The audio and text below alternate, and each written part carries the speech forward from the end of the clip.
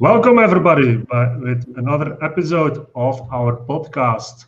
And today we have Paul Cleghorn as a guest. Paul is the founder of Fit Expert, of Migos Media, of Authentic, a social consultancy, and so on and so on. Welcome, Paul.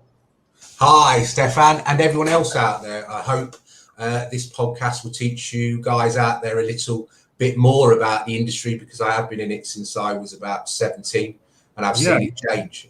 I've been in San Francisco, etc. So I'm hoping that I can take you through how I've survived in it, because it's been difficult as you move along, and also to kind of maybe explain the type of person I am, to give you people more inspiration that might not be from the right type of backgrounds, or you you're not from the right type of background to do this.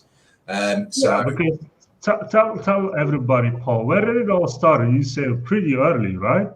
Yeah, so I was bought a Commodore 64 by my mother when I was 14. So I started hand coding and playing Magic Minor or something it was called. Anyway, back in the day when it was all 8-bit, little square dots put together. But it was a brilliant time, because what people don't understand is everyone thinks that we couldn't do certain things. It's a bit like, I think it's a bit like CGI and models, which is that your brain makes up for a lot of things. As long as you can tell a story and put the props there, and it's the same as back in the day, as long as you put the props there, your brain kind of made the rest up. So I started on the Commodore 64. I then had an Amiga and went on to Amiga. When I was 17, back in the day of 1983, there was no jobs. Margaret Thatcher was our Prime Minister. It was quite a bad time all over the world then, with Falklands War, etc., etc. I decided that I kind of like computers, so there was a YTS. What a YTS is it's a bit like college, but you get paid. You get paid a nominal fee like £25, £30. In them days would be I'd say about £100 now, just to keep you going, make sure you've got food, you can pay a bit of rent, etc., etc. But it's for people that are from the how can I say it? The people that haven't got a lot of money, from the poor neighbourhoods, people like me. Just so you know, as I've been in children's homes all my life. So we might as well start from there, because this will then tell you a lot of the story. So I've actually I lived at home every now and again. My mum ran off a few times, and I'm going to tell you this as well, because I said to Stefan, I won't lie, is my dad was a big gangster and he sold drugs. So he was in and out of prison. I was put in children's home. So this will kind of encapsulate the story that you're going to get and the person that I am. So anyway, so as these things were kind of going on, so as I said, is that I kind of had to look after myself. My mum ran away for the last time when I was 17. My brother was 16 and still at school. I had to look after him. Everything was very, very difficult. It still is with me and my brother now. But anyway, so what then happened is I managed to get into these computers and kind of put my head really, really into design, and kind of forget the outside world, because it was just a difficult time. But I always enjoyed computers, always enjoyed the programming side of it, because you got a reward. There was no Adobe back in those days, so you still got the reward of doing all the programming and that coming out. So I did that first. I then went to Desford College, as I said, and then I had a 3-month contract to build the first educational piece of software, which was tenant joints. Everyone knows what a tenant joint is.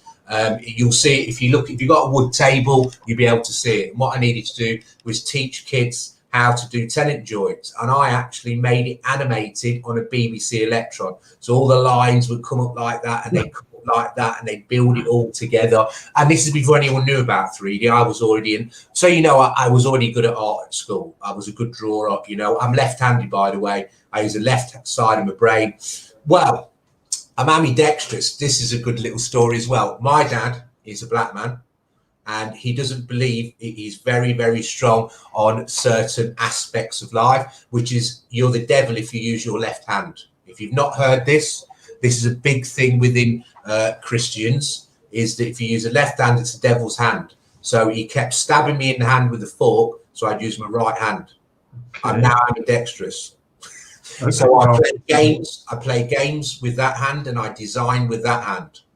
So it's quite a weird. It's Yeah. weird how my brain works. Anyway, so we kind of despered. Anyway, then what happened then? And this has happened to me twice, by the way.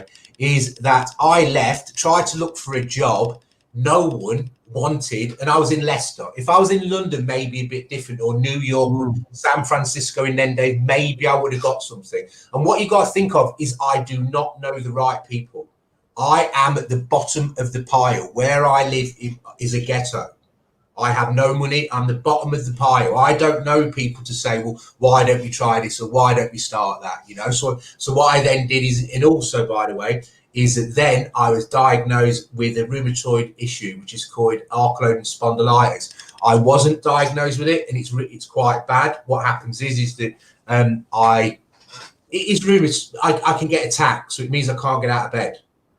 And it took 7 years for them to then decide what the illness was. So what they then did is they then gave me the proper medication, which is, you know, all these new rheumatoid drugs that everyone takes now. They weren't out before, but now they are. So now I could start getting back into work. And as soon as they did that, I went straight back to college, and I did, and I've got it written here, I did a A-level graphic design.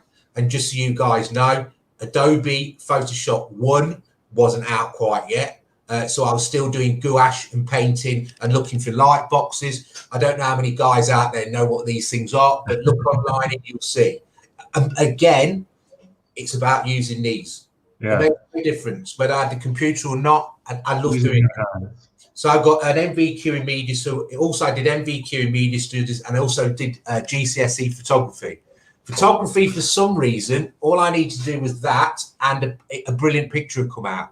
So it was kind of level running. And what on the MVQ media studies, they had. Do you remember back in the day when they had the DVD? You had the DVD maker on Apple computers. It was a bit of software. It was a studio. It's called Studio something. Anyway, within the 2-year course, they had these 4 to 5 weeks where you could use this software to build a interactive DVD. Absolutely loved it. That's when I knew, hold on a minute, this is for me. Because this might help as well.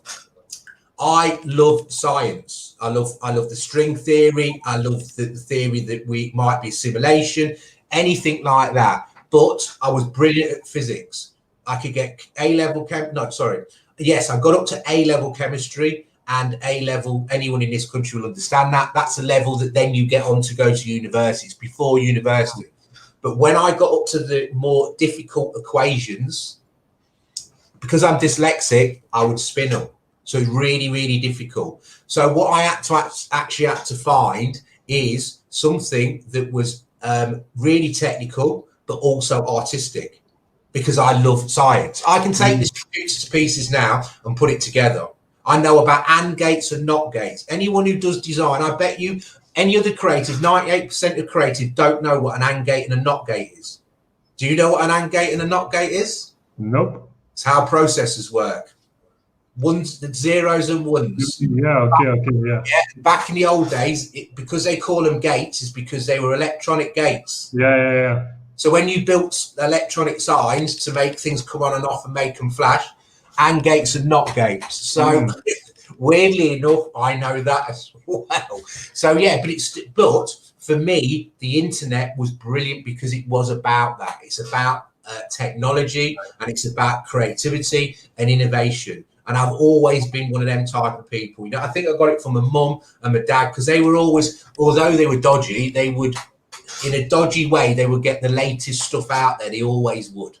So would you think, Paul, that your story, that coming from that background, really made you more focused on creating something really, I would almost say magical for the world, like creating products, like designing these products, because you came from that background, or was it already inside of you?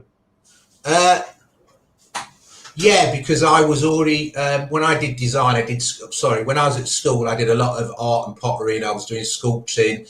I was already drawing, read 2000 AD comics, Marvel comics. I was drawing all that as well. So always been a bit of a creative and always been interested in kind of that side of it. Also advertising. I love, remember I was at the Ridley Scott's days with Apple, the first Apple advert and stuff like that, and Aliens and all that stuff, So it's the brilliant, the foundations of how we move forward. For me also, the reason that I love the industry is at the beginning is because it didn't have the sociopaths or the idiots in it. So what happens now is we have corporations that are full of fucking idiots. Am I allowed to swear? Yeah, for sure. Oh, good.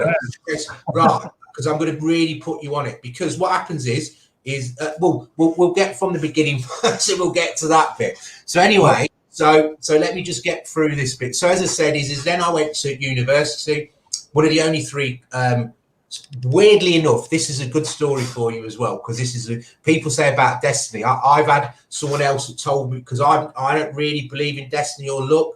The reason being is because I had an ex-girlfriend of mine. It was in America, and she stripped out every time I said I was lucky. She stripped out why I wasn't lucky, and what the decisions I made was what made me. Don't say you're lucky. You're not lucky. What you did is you made a certain decision when a path was put in front of you, and you made that right decision. And that's what the benefits you should give yourself as an intelligent human being. Not say, I was lucky. No, you didn't. You made someone, even if you find 100 euros on the floor. Yeah, 20 people passed it. It's just that your eyes were looking and you got it. It wasn't lucky. It's exactly. It's about the actions that you take. Yeah, exactly. Or because you're skint, like I was back in the day, was because you're always finding wallets, Paul, and money on the floor. I'm scanning everywhere at 16, just to make sure anything could be anywhere at any point, So this is, I don't believe in luck. So what happened is, and that's because of it, we'll get to San Francisco in a minute. So what happened is I was sitting there I'd already got the course, and it was for digital photography. So it's still in the digital medium, but I was going to do photography. I love the photography side of it. That's what I was going to do. But what happened is that Huddersfield University really needed to. It's called, I can't remember. They needed the course okaying as quickly as possible. Otherwise, it won't get the government money to run the course until the year after. So what they did is instantly sent all these flyers out to all the colleges they could do in the country to try and get people to join so they could get the course up and running. I was sitting there, already had a course. It was the end of the term.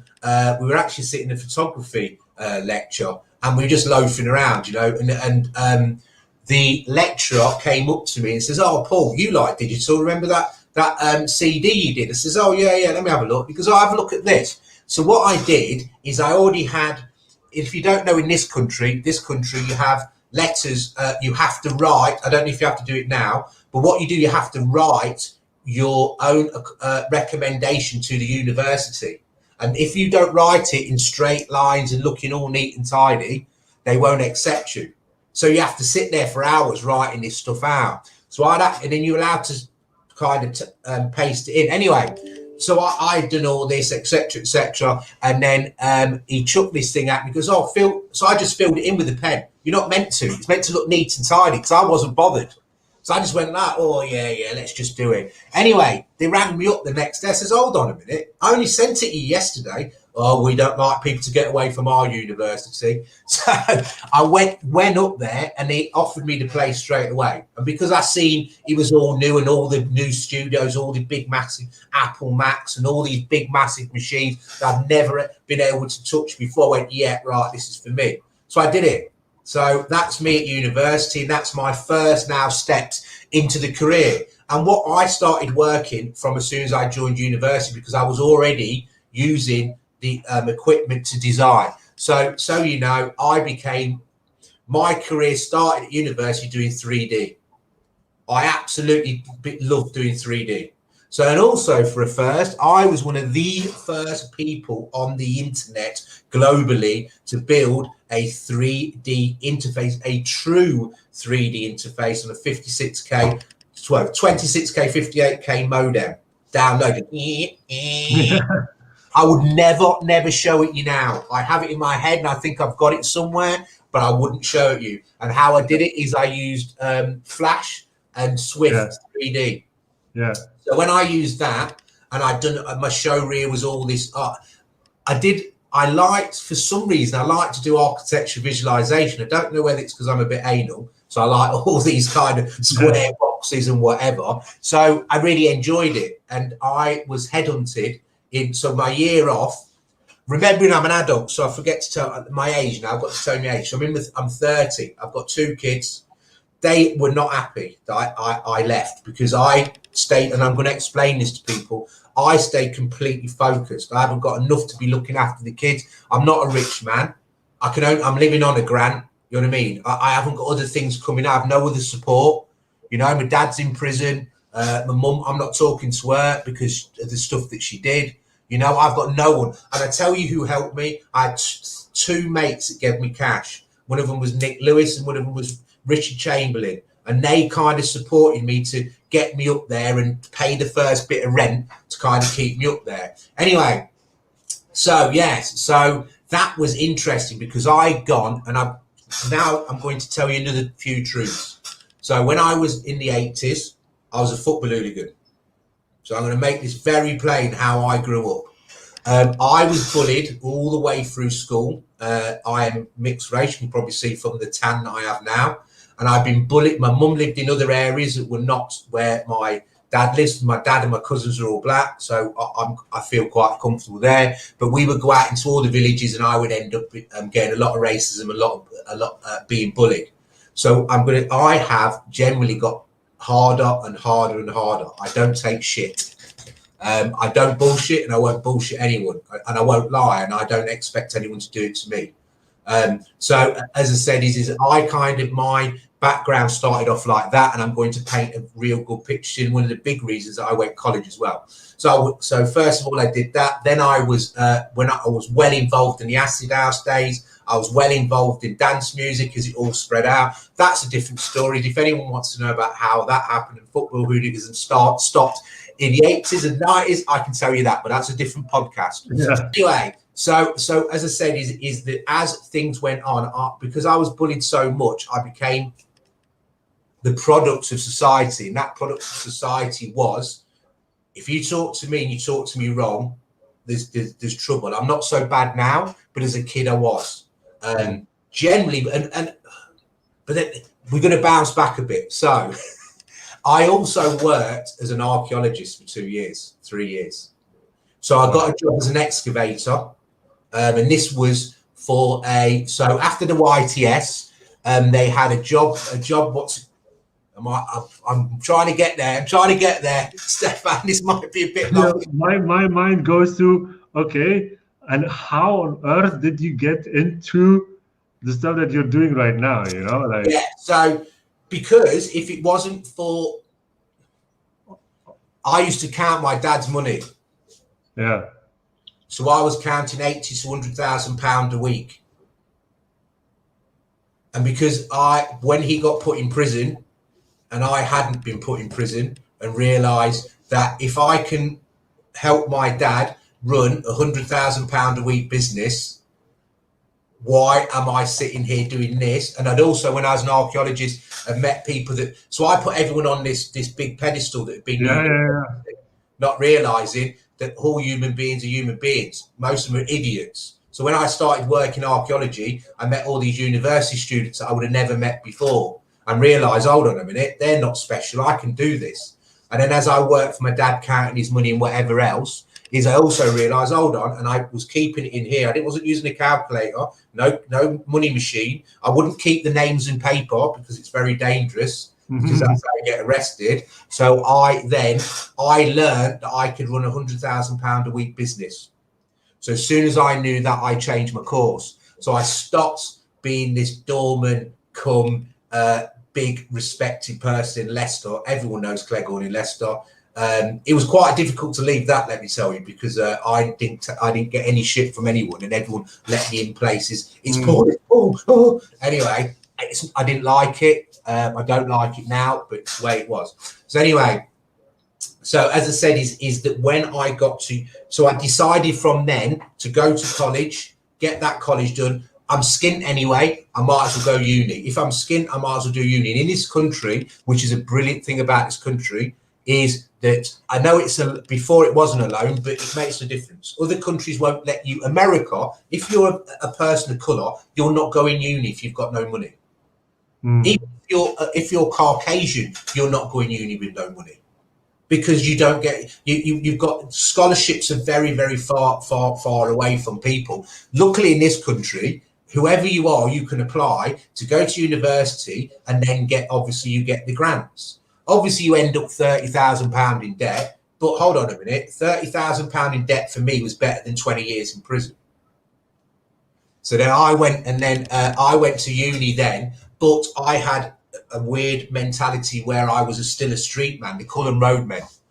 So I was still working street, like doing work in grey areas, whatever. But when I got to uni, I didn't sleep for 3 months.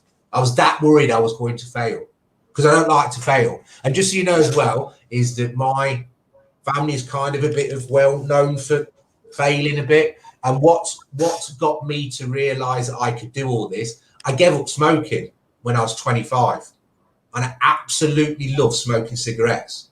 But because everyone was giving me cigarettes left, right and centre, I was getting bad throats and whatever, and I didn't like it that way. And I gave up, and I realised, hold on, this is addictive as heroin. I can do what I want. So anyone who gives up smoking needs to realise that it's addictive as heroin and take it as a bonus. You might go back because it's that addictive. But look at yourself and say, hold on a minute, I've just done that. But it's one of the hardest things to do. Same as giving up drink. Anyway, so got to so let's get to San Francisco. So I got to San Francisco, got headhunted to be an architecture visualizationist, and did a lot of work in San Francisco for that. Do you need me to jump forward anywhere now? I'm just trying to make sense of it all, but yeah, how did you get to San Francisco, I think, is also another story. But let's, with all of this that you've told right now, like, how did it come about that you created all of these products? Is that like part of it? Is that like how you build your empire, which you have right now? And with all of this experience, how easy or difficult was it to create this kind of an empire that you have right now? I'm not liked by I'm not liked by anyone who's institutionalized or it has a class-based system that feel they're above me. So I don't get on with anyone in corporate. So what happens is they get me into corporate, and they think, because of the way I speak and the way that I am, because I'm a big guy, I'm 6 foot tall, and I train. So they call it here built like a brick shit house. So I enjoy training. It's one of the reasons I did Fit Expert. But anyway, so people think I'm stupid because of my size. So what they'll do is they'll get me in, and then they think that they've got everything for me. I'll give you an example. I don't even name names here. Rakuten. So I was at Rakuten, and I was brought in at Fit, another one. I've worked at Fitbug, Fits Me, and now I've made my own Fit Expert. So Fits Me is a size recommendation tool. They had, what they used to do is a manufacturing product. It was robots, and these robots, you can go, his name's Heikki Heldra, and you can have a look at Fits Me, and you can see on YouTube, and they were these robots that would come out, and they would, because what was happening is that when all these clothes come back from China, half of them are not the right size. So they're 1 inch or 2 inches out. Hold on, they're meant to be exactly 34, 36s. That's how we work here. So, and also, by the way, no one's done an exact size in the world, and we've been using the same sizing system since the 1800s, just so you know. So we needed changing. So anyway, so I was brought in to change that from a manufacturing product to a SaaS product. And I'd already worked with the guy that brought me in, because I built one of the first, do you know the media walls? Do you know that on shops where you see the media walls on something like Verkamp? You're in Belgium, so you know Verkamp. Am I saying it right? Verkamp, the catalogue people. Yeah, I'm not sure. I'm not sure. Massive. There used to be a big catalogue that used to be posted through the door in Belgium and Holland, and now they're online. That's yeah. I'm not sure. Yeah, anyway, well, I worked for that. I built their media wall as well. Anyway, so I innovated a media wall. There's only 2 other people. So what happens is you ingest it from social media. And the thing is social media has lots of different rules for Twitter. And what happens is we had to automate it. So me and this guy, he was the VP. I designed it so we could ingest all the social media, put them up, design the media walls so that it meant that people were told, well, are we allowed to use it? Yes, we are. And it can be all automated. I did that. So I was taken from there, then moved into into the Fits Me, to change that from a SaaS product, from a manufacturer into a SaaS product. So what happens is I came in, and I already knew 5-10 years down the line. So I know what's going on. As soon as you tell me, my head's going. I'll dream it. I will just think. And I already know, because I love it so much. I read Wired all the time, and I'm always on here looking at new stuff. So what I did is I did the first step of what I wanted to do. Then I did the second step of what I wanted to do within what I was doing. And I worked with certain people while doing this. And what they did, they thought they had everything. So what they started doing was bullying me. So what they brought this woman that was from, so the guy had to leave, the guy that had been my boss VP. So, and then brought this woman from finance to be a VP of product. She'd never done it before. And this has happened hundreds of times. And she thought she was a designer. And remembering, I'm running the design team. So she starts putting things in Slide and then doing 3D meetings with companies that she shouldn't be doing. And this happens all the time to me. So what they kind of bully me, and then they start like putting me into meetings and stuff. So, well, Paul, why are you being so? And what she did, the first thing she did, and this is racist, by the way, and a lot of this happens. I'm scared of Paul. That's what she did in the first meeting she went to. I'm scared of Paul.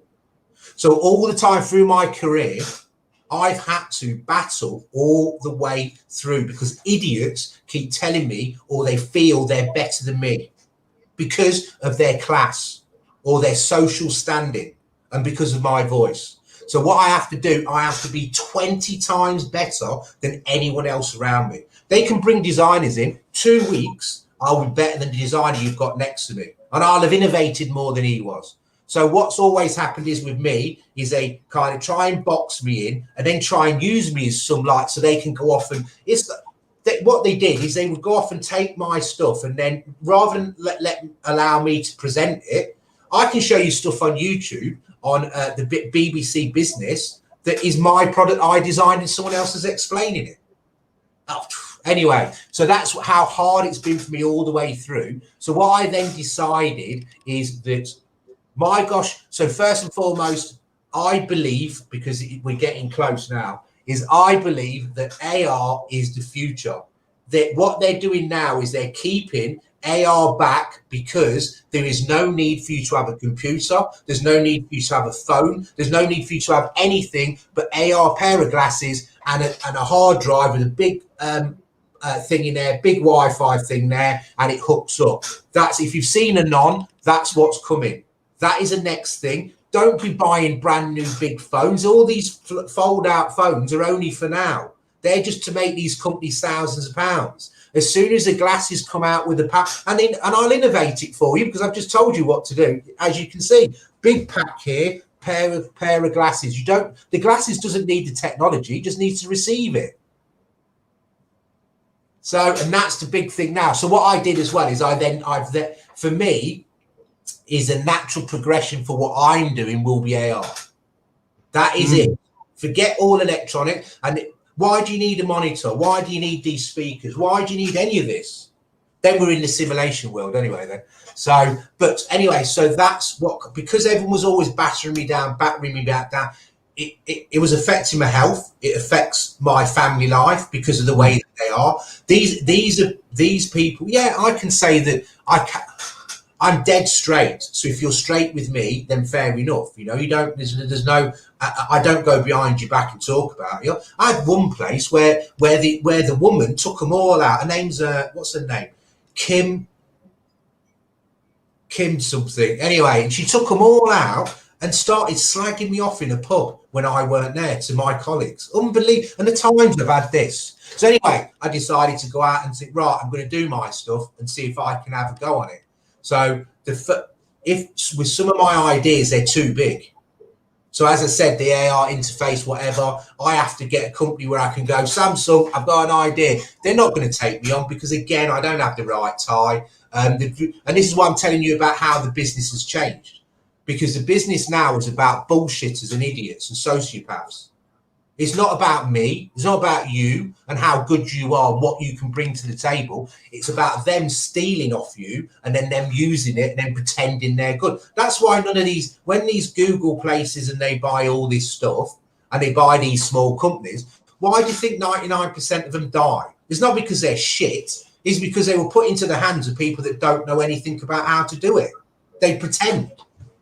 So, Paul, if you say this, like, what do you implement in your own business to make sure that you stay on track of your own values, of your own way of doing things?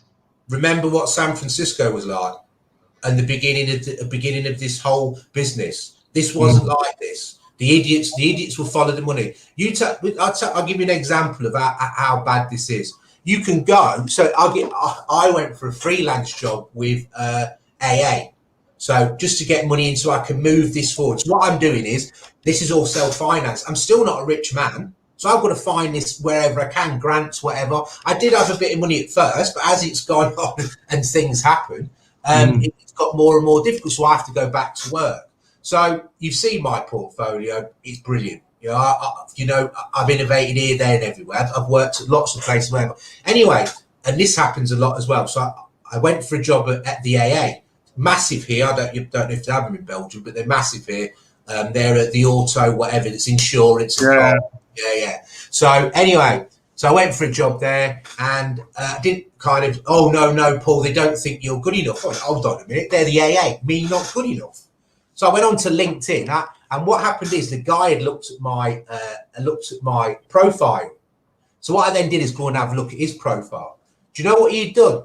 He'd done a 6-week course in UX and UI, and they let him look at my work and tell me whether I was good or not. He was shit. I looked at his portfolio. I wouldn't have even opened his CV. I would have looked at that and gone, no, he ain't getting a job. And that's why interfaces and stuff is breaking down, because these are the people that are now doing the jobs. Because what they were doing, and I can't remember who the guy is, but he says idiots will always employ idiots. So if you've got an idiot CEO, he will employ another idiot, he'll employ another idiot and another idiot, because they don't want to be found out. So how I'm doing it is I'm doing badly, because I had 2 colleagues that I work with that have had to leave. One was a financial officer and one for marketing, because they wouldn't take my leadership. Hold on, good or bad, it's on me as the founder and CEO to take my leadership. I'd worked with these guys and got on with them, gone out with drinks and meals, whatever. One of them, by the way, now we're good friends. We've decided it's best not to work. But the other one, I think what happened is, and this is what another thing that you have on here, is there is startup people and there's not startup people. Startup people are doers. Corporate people are not doers. They pass it on. They move it down, and their whole job is trying not to do a job.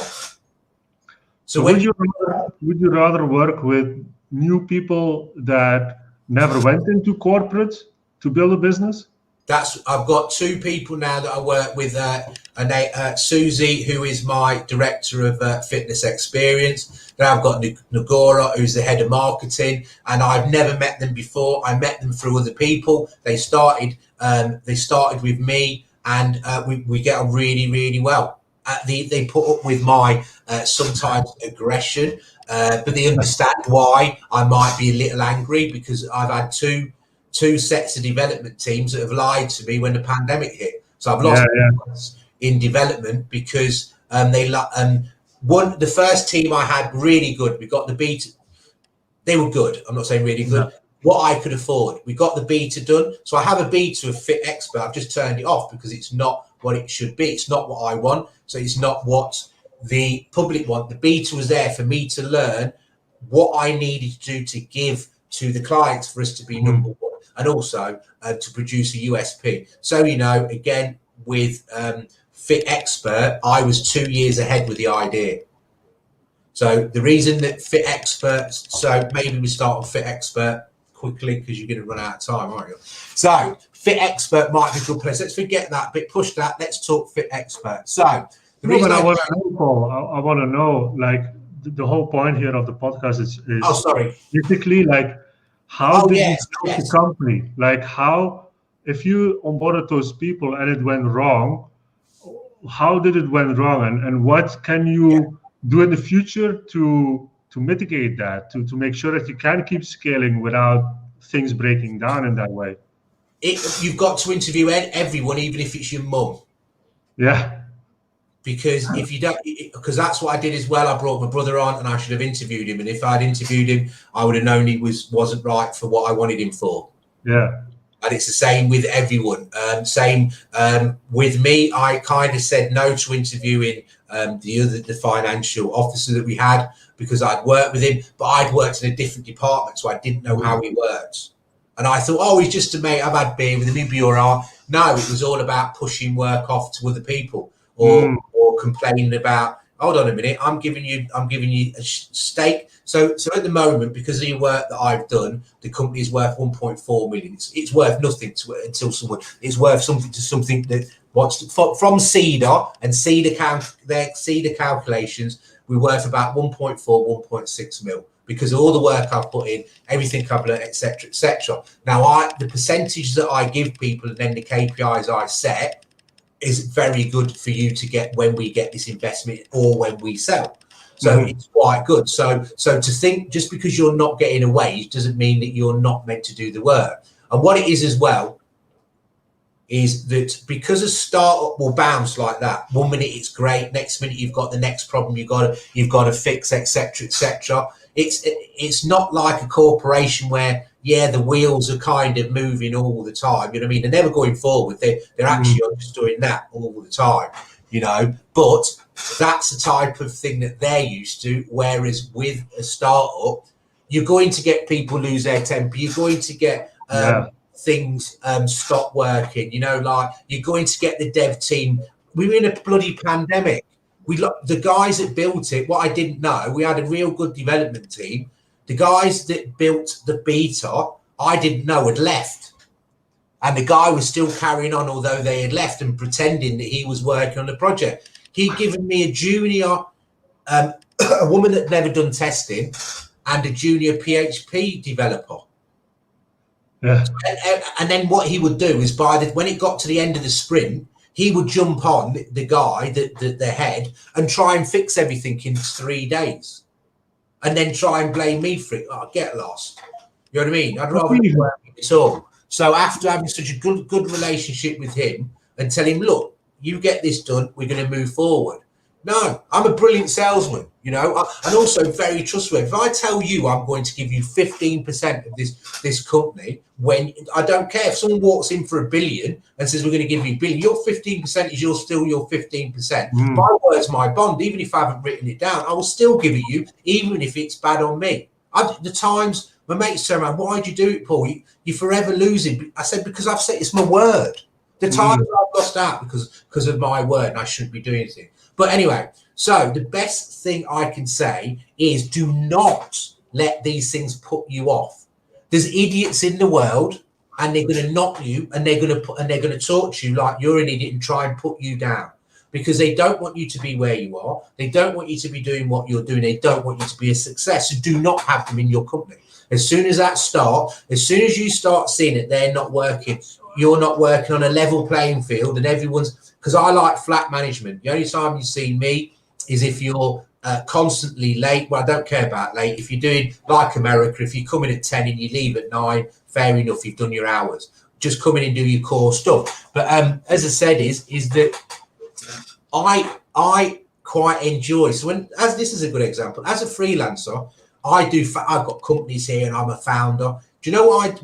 When Hertz come in touch with me or other freelancers go, look, we only other companies for freelancing. Look, we only want you in to do a bit of design, a bit of UX, and a bit of UI. And we can see how fast you are. Are you all right to come and do that? Yeah, if you're not, I want this amount of money. If I'm not managing, I'll drop the money, whatever. Go in, and all I do is just design, and I get managed. I quite like it because it goes to show me either how good a manager I am or how bad a manager I am.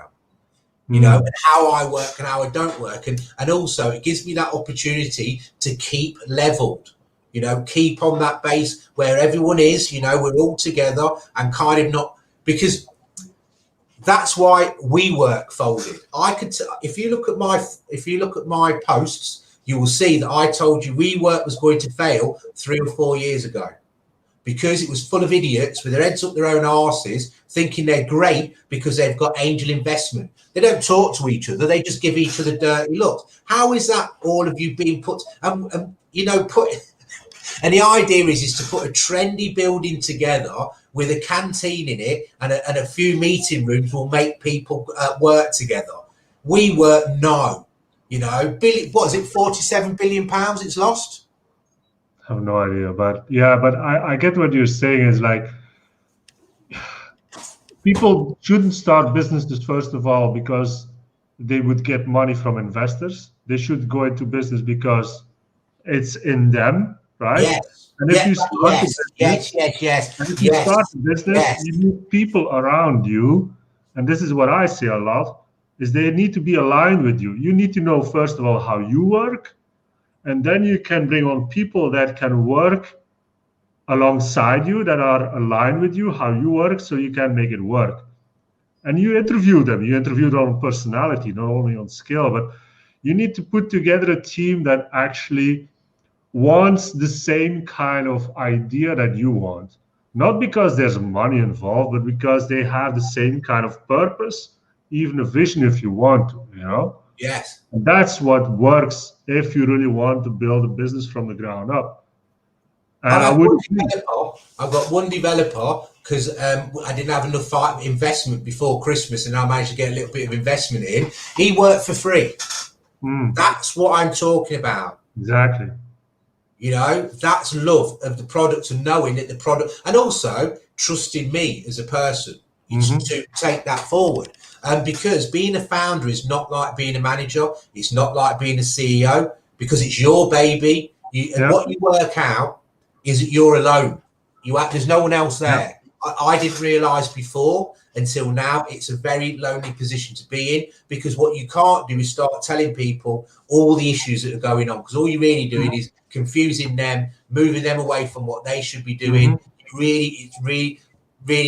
Obviously I have to tell my directors at some point, and investor, this is what's happening, this is why we're here, whatever. But I always, if you can start with a negative and end up with, even if a positive is still saying, look, we're closing it down and we're going to try something else. That is still a positive. Never think that's a negative. That is a positive because you've learned something from that. Exactly. You know, you've moved on. But you've got to remember when that point is. At this moment for me with Fit Expert, we did the so. Let's start now. I believe in user-centered design. Business is secondary. The business need will come from what the user wants. Now, that might sound a very, very simple statement. Anyone who's on this podcast, turn around and tell your CEO or anyone else, your boss or whatever else, that's what you want to do. And they will say, oh, yeah, until you start to do it. And they'll go, no. And they'll start pushing stuff on you.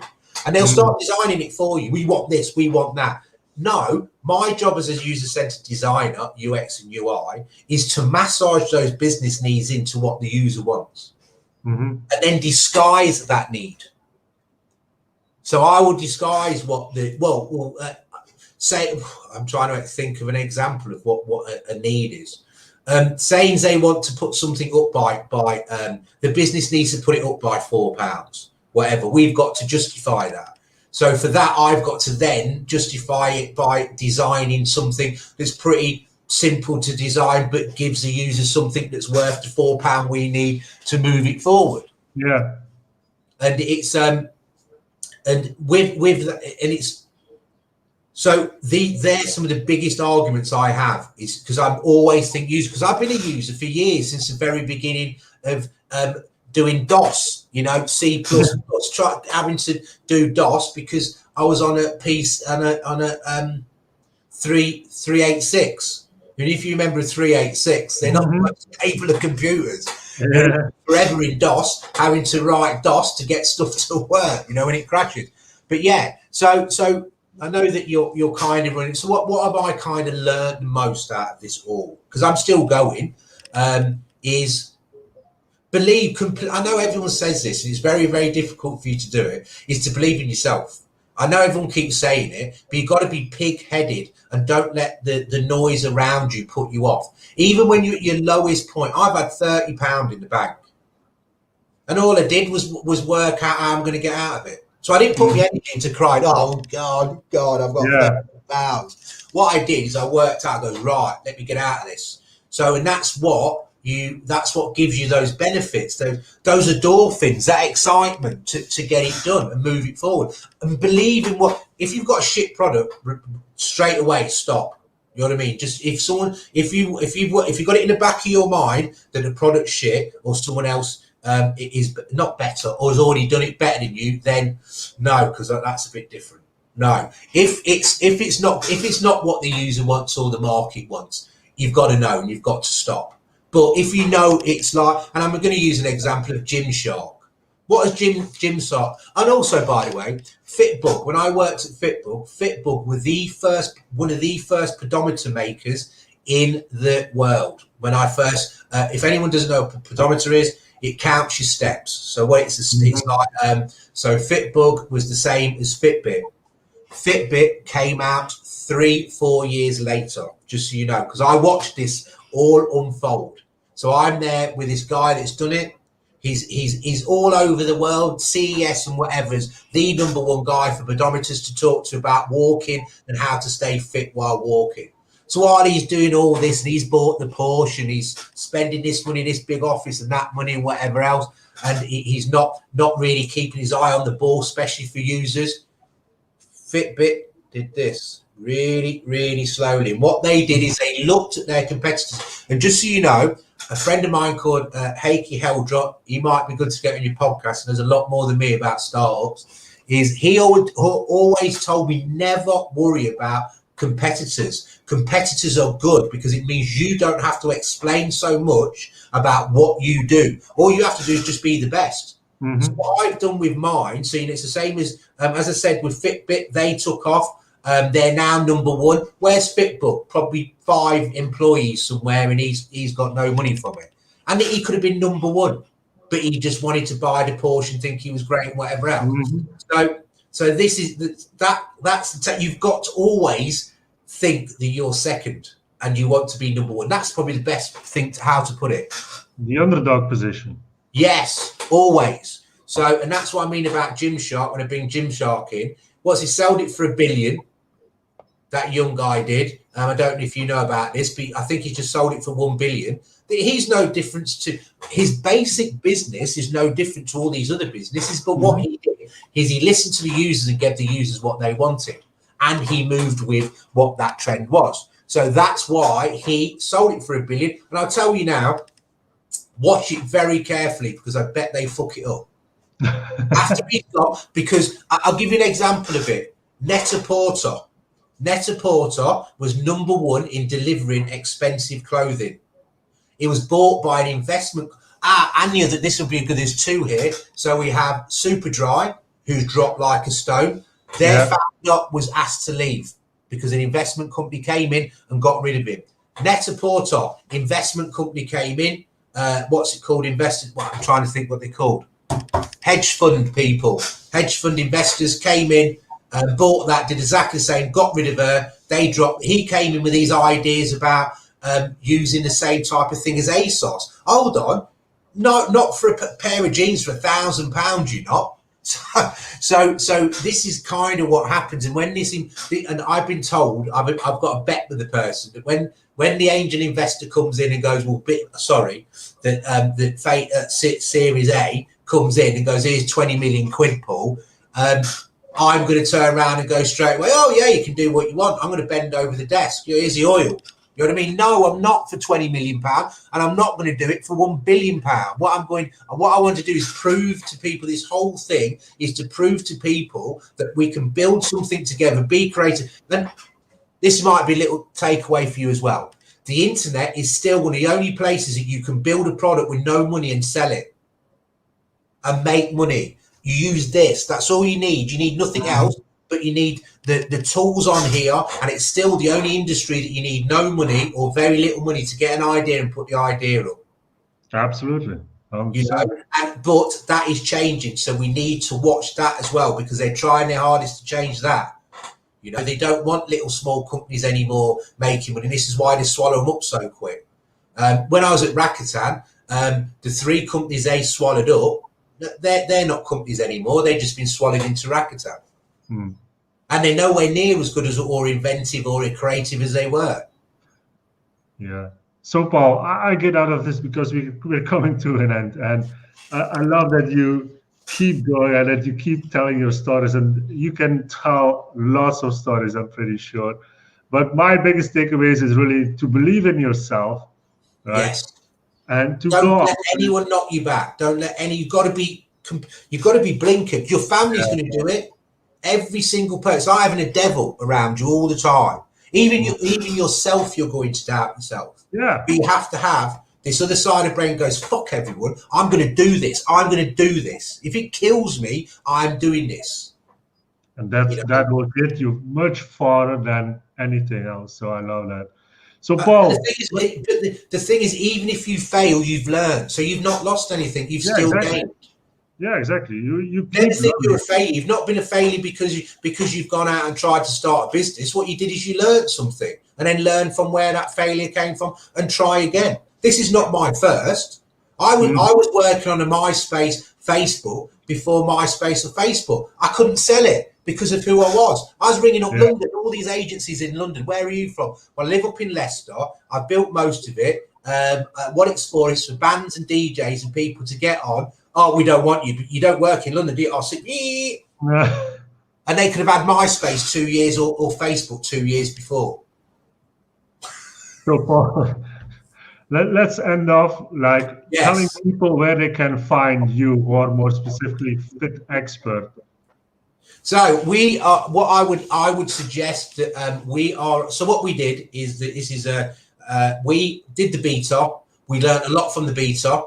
So I took the decision to take it down. We could have left it up, but what I would have done is I would have lost users. I don't like to lose users at the beginning because they'll never come back. I'd rather take it down, learn the takeaways, which there are a lot, and those takeaways I'm now rebuilding. What's happening is there's more competitors in the market, but they haven't learned what I've learned, and then they've not stopped.